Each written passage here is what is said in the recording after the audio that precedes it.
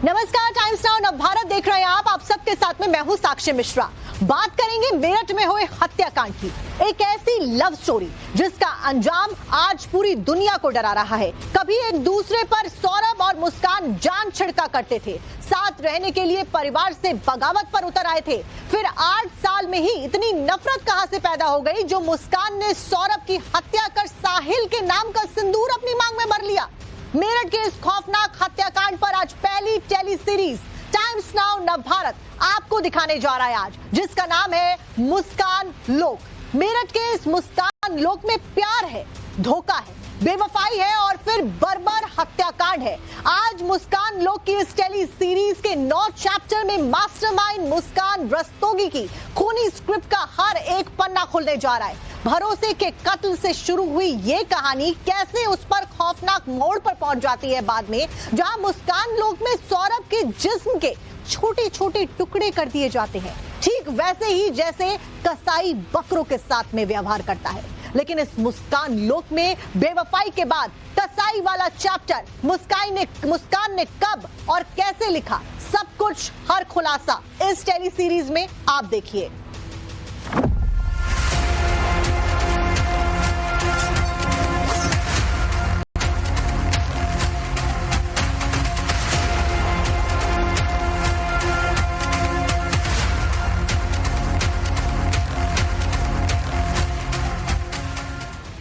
ये कहानी है 28 साल की चुलबुली मुस्कान के कातिल हसीना बनने की।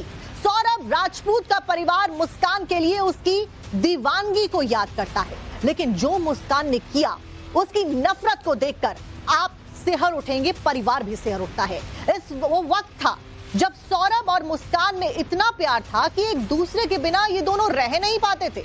लेकिन फिर ऐसा क्या हुआ कि मुस्कान ने बर्बरता की सारी सीमाएं लांघ दी और अपने ही पति के खौफनाक मर्डर प्लान को अंजाम देकर अपने हाथ खून से रंग लिए।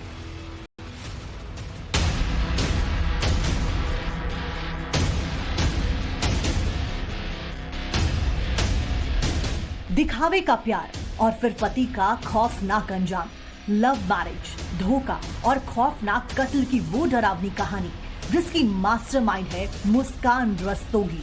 वो मुस्कान जिसकी हर एक मुस्कुराहट पर सौरभ जान छिड़कता था, लेकिन वो मुस्कान तो जल्लाद निकली।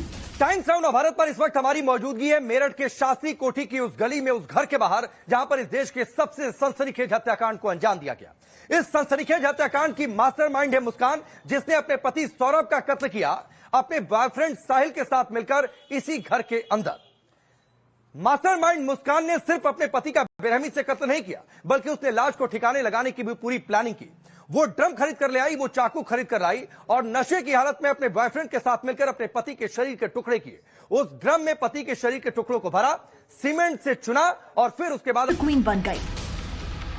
जिस मुस्कान की खुशियों के लिए सौरभ ने घर को छोड़ा, माँ बाप तक को ठुकरा दिया, वो मुस्कान सौरभ की जिंदगी का मरहम बनने की बजाय बेरहम कातिल बन गई। सौरभ के कत्ल की मास्टरमाइंड बन गई। बेवफा मुस्कान ने दृश्यम कांड को अंजाम दे दिया। ये मुस्कान तो इतनी शातिर निकली कि पति सौरभ का कत्ल क्यों किया? उस पति सौरभ का कत्ल जो उससे बेइंतहा मोहब्बत करता था, उस पति सौरभ का कत्ल जो मुस्कान से शादी करने के लिए, जिसने अपने परिवार की खिलाफत भी की, परिवार के अलग जाकर अलग स्टैंड लेकर उसने मुस्कान से शादी की। वो पति सौरभ जो लंदन में रहकर नौकरी करता था ताकि उसके बीवी और बच्चे यहां हिंदुस्तान में आराम से रह सके, वो बहुत जल्द इस बात को लेकर कोशिश में था कि हिंदुस्तान में आकर अपने बीवी और बच्चों के साथ रहे। लेकिन यहां हिंदुस्तान में मुस्कान ने एक अलग प्लानिंग करके रखी हुई थी। प्लानिंग थी सौरभ का कत्ल करने की। बेवफाई के बाद मुस्कान कैसे बन गई कसाई? कत्ल वाली रात कातिल मुस्कान ने इस खौफनाक हत्याकांड की खूनी स्क्रिप्ट कैसे लिखी? सौरभ के मर्डर प्लान के हर किरदार को कैसे सेट किया? आम महिला सी दिखने वाली मुस्कान ने इतना खौफनाक हत्याकांड कैसे अंजाम दिया? सौरभ के जिस्म के टुकड़े टुकड़े करने का आइडिया मुस्कान को कहां से मिला? मर्डर प्लान को मर्डर मिस्ट्री बनाने वाली मुस्कान को शैतान किसने बनाया? आज इसी हत्याकांड के हर राज का पर्दाफाश होगा। सौरभ और मुस्कान में इतना प्यार था कि मुस्कान के लिए सौरभ लंदन तक चला गया था। मुस्कान और बेटी पीहू को अच्छी जिंदगी देने के लिए साल 2023 में सौरभ नौकरी करने के लिए लंदन चला गया था। 24 फरवरी 2025 को सौरभ वापस हिंदुस्तान लौटा और फिर उसके साथ मुस्कान ने जो बेरहमी की वो आप सबके सामने है।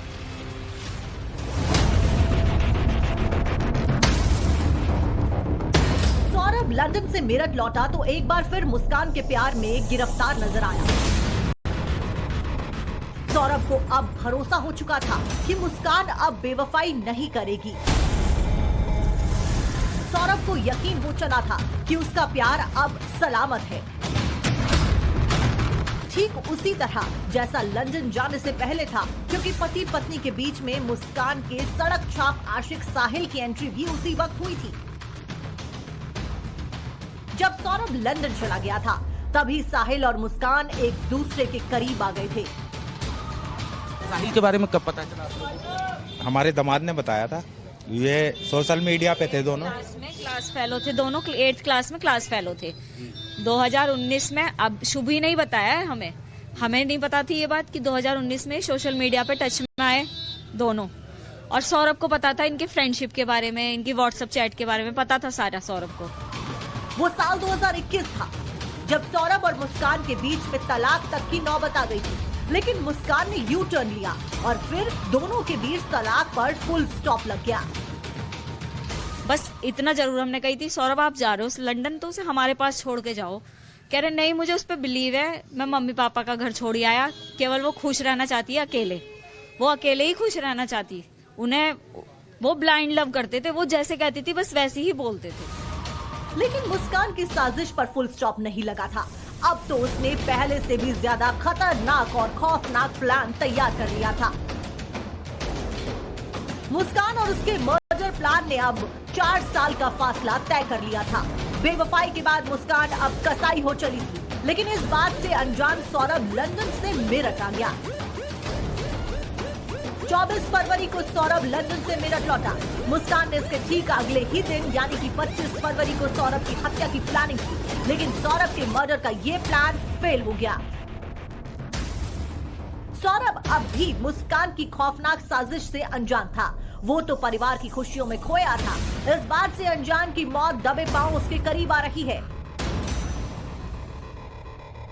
और फिर 4 मार्च का वो वक्त भी आ गया जब अपने पति सौरभ की मोहब्बत को मुस्कान भूल गई। अब उसके दिलो दिमाग में सौरभ का प्यार नहीं, उसके कातिल का जुनून था, ताकि वो सौरभ को रास्ते से हटाकर अपने सड़क छाप आशिक की मोहब्बत को हासिल कर सके।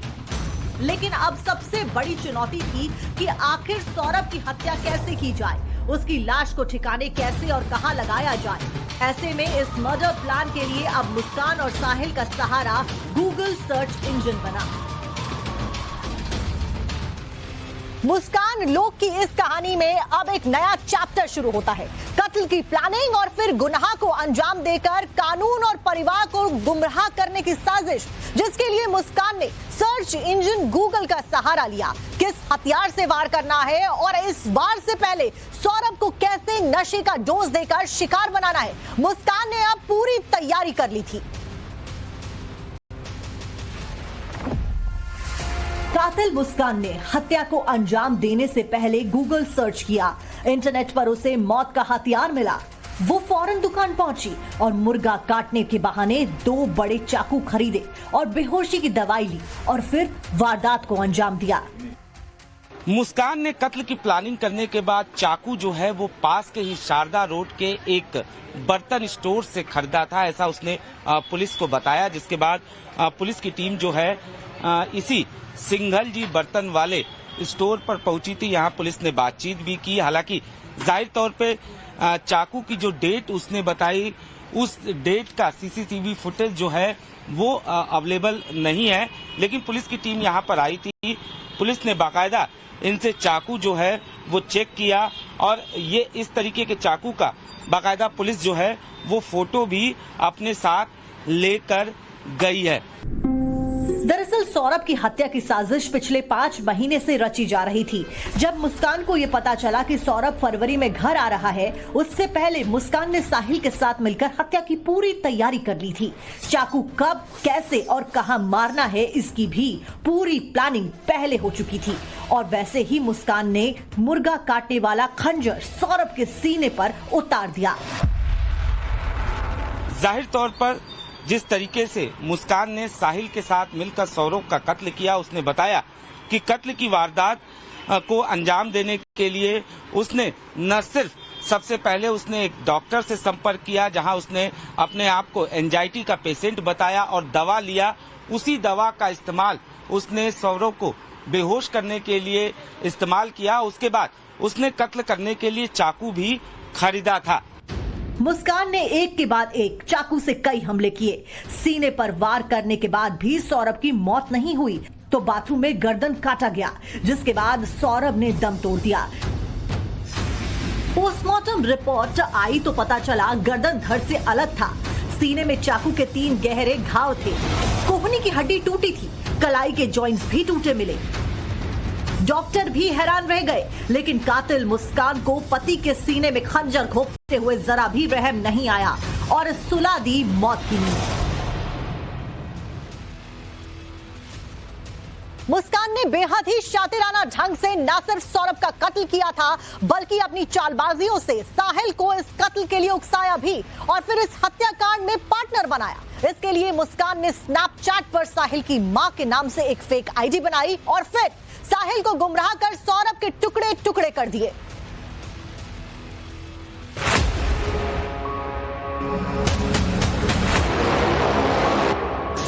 सौरभ की हत्या से पहले मुस्कान ने साहिल को अपने जाल में फंसाया।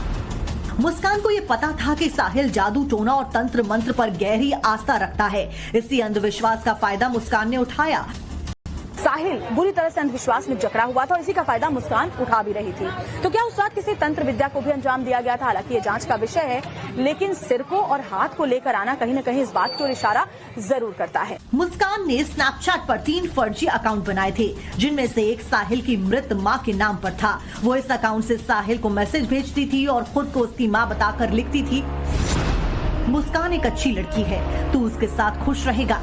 साहिल, जिससे पहले ही तंत्र मंत्र पर विश्वास था, इस झूठी पहचान को सच मान बैठा और मुस्कान के प्रति और अधिक समर्पित हो गया।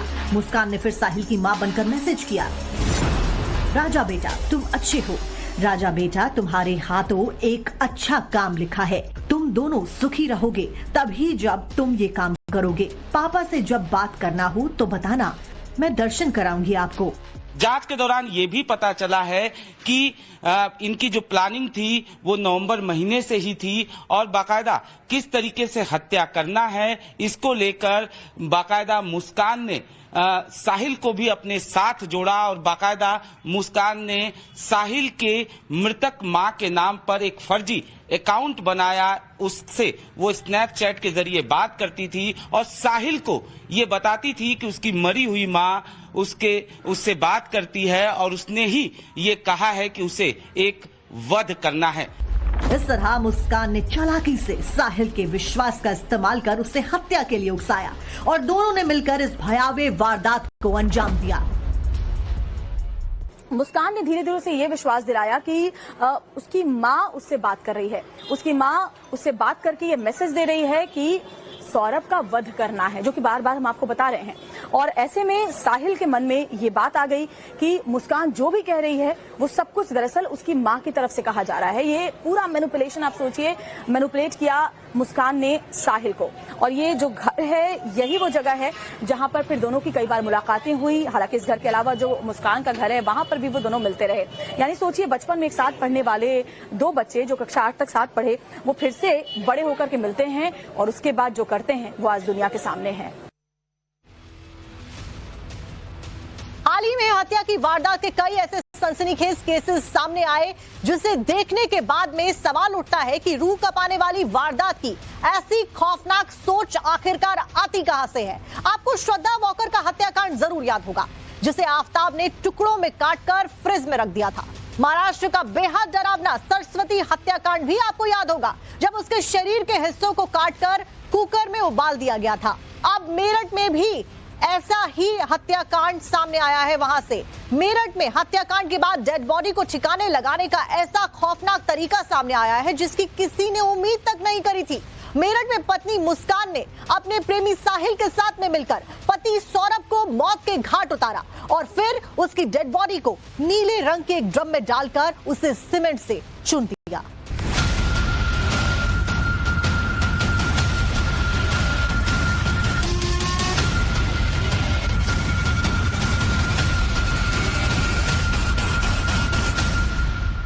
मेरठ की कलंक कथा को लेकर लोगों में भारी गुस्सा है।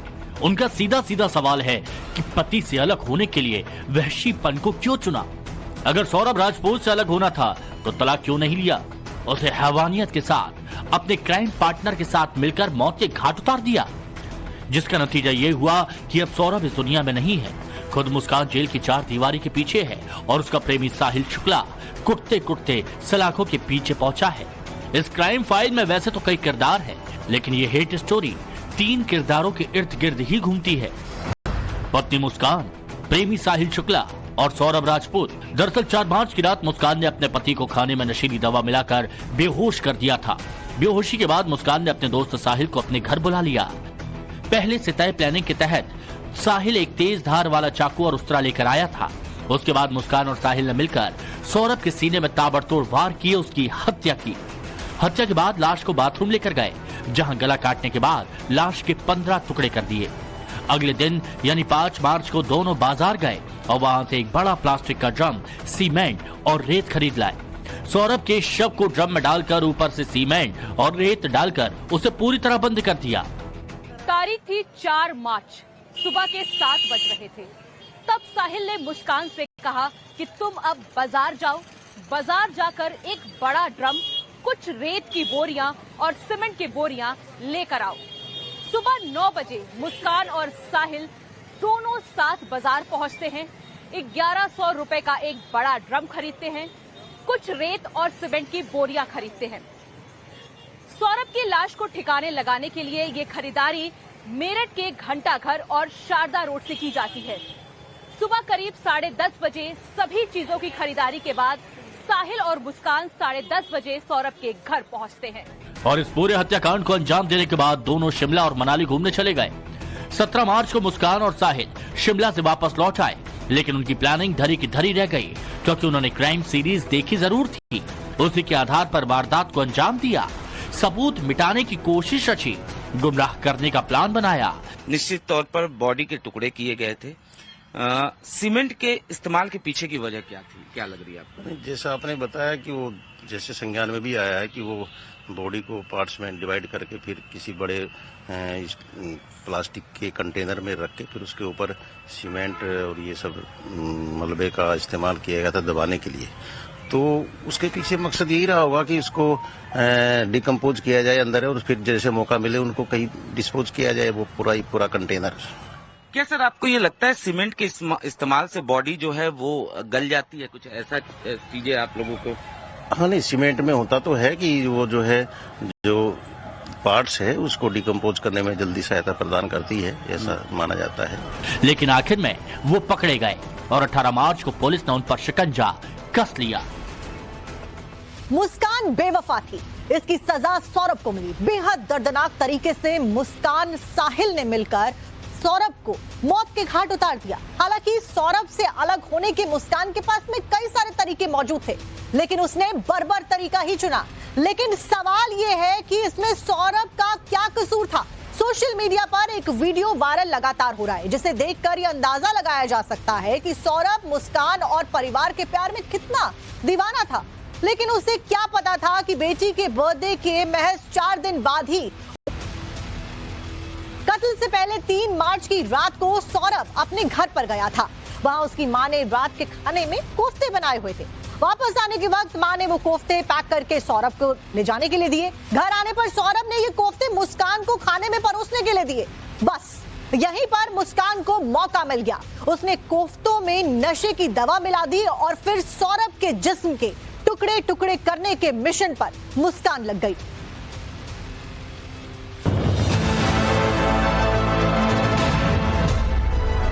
सौरभ और मुस्कान की शादी हुई तो दोनों ने साथ जीने मरने की कस्में खाई, घर से भागे, अग्नि के 7 फेरे लिए और एक दूसरे से सुख दुख में खड़े रहने का वादा किया। लेकिन किसे पता था कि मोहब्बत की ये कहानी कोफ्ते पर आकर खत्म हो जाएगी।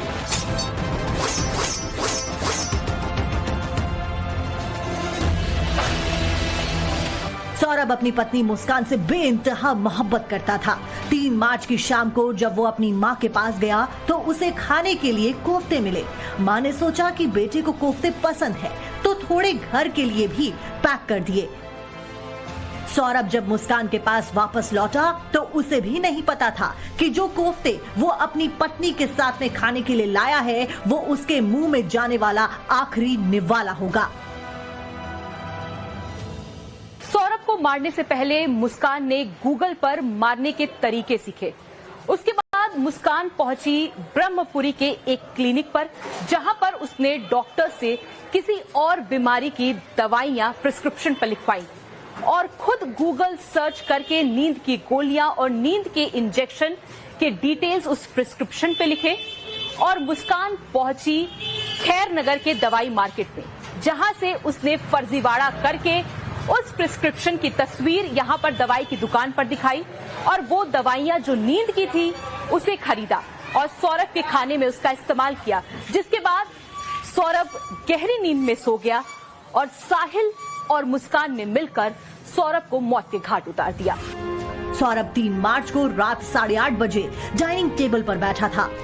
उसने मां के हाथ से कोफ्ते नहीं खाए थे तो उसने सोचा था कि पत्नी के साथ बैठकर बातें करते हुए कोफ्तों का आनंद लेगा, लेकिन जहां कोफ्तों की कहानी शुरू होनी थी उसी टेबल पर उसके लाइफ की दी एंड की स्क्रिप्ट परोसी जा चुकी थी।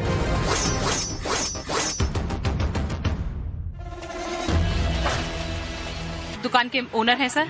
मुस्कान ने आपसे दवाई ली थी?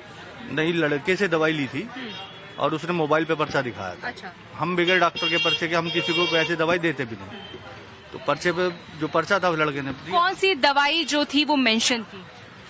भाई उसमें टगारा थी और डाइजीन थी, 2-3 तरह की और दवाइयाँ थी और एक इंजेक्शन भी था। अच्छा, इंजेक्शन भी था। तो वो जो दवाइयाँ उस पे लिखा हुआ था प्रिस्क्रिप्शन पे, वो दवाइयाँ किस चीज की थी?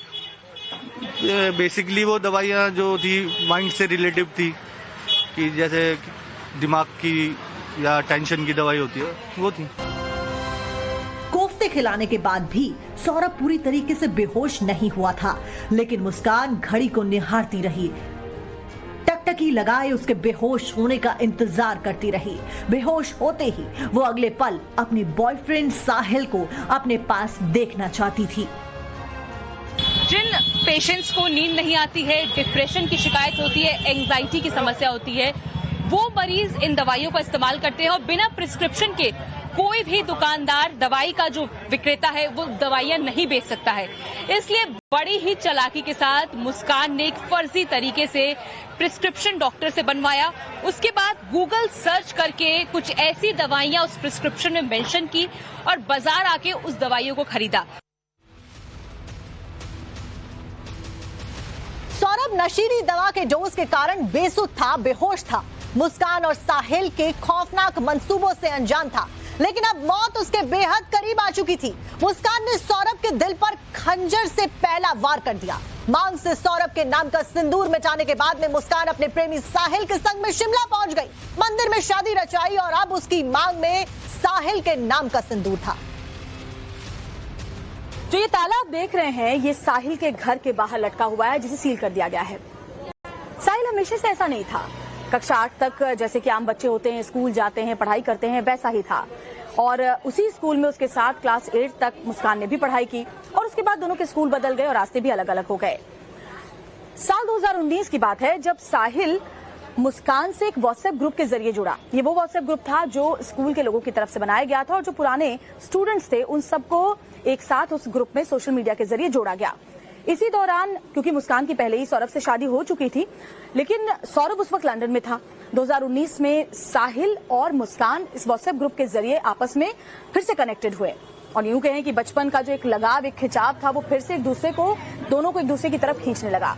उसके बाद मुस्कान ने साहिल के साथ एक मॉल में भी मुलाकात की, जैसी बातें पुलिस ने बताई है, और फिर दोनों की नजदीकियां धीरे धीरे बढ़ती चली गई। लेकिन यहाँ पर इस बात को समझिए कि साहिल की मदर की जो डेथ है वो उसी दौरान हो जाती है, जिसके बाद बताया जाता है कि साहिल बहुत ही अंधविश्वासी हो गया क्योंकि माँ से उसका बहुत लगाव था। और ये जो घर है इसमें अब साहिल की नानी और साहिल का भाई रहता था, क्योंकि माँ की डेथ हो चुकी है और पिता कहीं बाहर रहते हैं। लेकिन माँ की डेथ के बाद से बहुत सुपरस्टिशियस हो गया। उसने जैसे कि अंदर की तस्वीरें भी हमने आपको दिखाई हैं, अपने घर के अंदर दीवारों पर ऐसे ऐसे चित्र बना रखे हैं जिसको आप साफ साफ देखकर समझ सकते हैं कि अंधविश्वास में काफी वो जकड़ा हुआ था। और इसी का फायदा किसने उठाया? मुस्कान ने उठाया। पति के टुकड़े टुकड़े हो चुके थे, मुस्कान ने खुद अपने हाथों से पति को मारा, लेकिन सौरभ की चीखें चार दीवारी के बाहर न जाएं, इसका पूरा इंतजाम था। पड़ोसियों को इस बात की भनक न लगे, इसीलिए सबको ये बताया कि वो मनाली जा रही है। और यहाँ से शुरू हुआ हिमाचल हनीमून एपिसोड, क्योंकि उन्हें पता नहीं था कि कत्ल करने के बाद कयामत आने वाली है। और खून के बाद हनीमून का प्लान भी मुस्कान ने अपने पति के पैसे से ही बनाया था। सौरभ लंदन से लौटा तो अकाउंट में 6 लाख रुपए थे। फ्रॉड केस में फंसने के कारण उसके अकाउंट से पैसे नहीं निकले, लेकिन अपना अकाउंट सीज होने से पहले ही सौरभ ने पैसे ट्रांसफर कर दिए थे। सौरभ ने अपनी पत्नी मुस्कान के अकाउंट में पैसे ट्रांसफर किए और सौरभ की हत्या करने के बाद मुस्कान मनाली चली गई। हत्या के बाद सौरभ के पैसों से ही उसने हनीमून बनाया। उन्हीं पैसों में से 54,000 रुपए का इस्तेमाल किया। मायके में जब वो पहुंची यहाँ पर, फिर क्या किया मुस्कान ने? यहाँ पर रोने लगी। आने के बाद अंदर गई,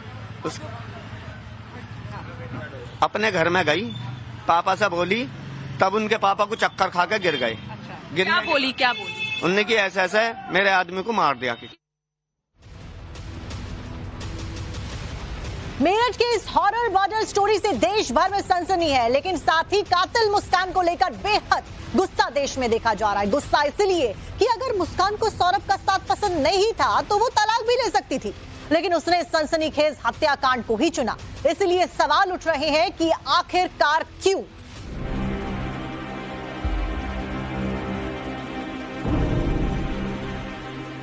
आज भी समाज के दबाव में कई लोग जबरदस्ती का रिश्ता निभा रहे हैं। सौरभ की सनसनीखेज हत्याकांड की शुरुआत भी यहीं से हुई। सौरभ मुस्कान को एक दूसरे से प्यार था, दोनों ने लव मैरिज की, लेकिन इन दोनों की प्रेम कहानी के बीच वो यानी साहिल शुक्ला आ गया। साहिल शुक्ला के नशीले प्रेम जाल में मुस्कान इस कदर जकड़ चुकी थी कि उसने अपने प्रेमी के साथ मिलकर अपने पति को ही रास्ते से हटा दिया। लेकिन सवाल ये कि इस कदर हैवानियत क्यों? अगर मुस्कान को सौरभ के साथ नहीं रहना था तो वो उससे अलग हो सकती थी, कोर्ट का दरवाजा खटखटा सकती थी, उससे तलाक ले सकती थी, लेकिन उसने हैवानियत का ही रास्ता क्यों चुना? मुस्कान तलाक लेकर साहिल के साथ अपनी जिंदगी गुजार सकती थी, लेकिन उसने सौरभ को इस कदर बेरहमी से मारा जिसे सुनकर कसाई के भी रोंगटे खड़े हो जाएं। तो क्या समाज के तानों से बचने के लिए और साहिल के साथ रंगीन जिंदगी की लत ने उसे बेरहम कातिल बना दिया? वजह कुछ भी हो, लेकिन हकीकत यह है कि किसी का बेटा, किसी का पिता और किसी का भाई सौरभ अब इस दुनिया में नहीं। उसका गुनाह सिर्फ इतना था कि उसकी पत्नी मुस्कान बेवफा थी। सौरभ की हत्या के जुर्म में साहिल, मुस्कान जेल जा चुके हैं और सौरभ इस दुनिया से।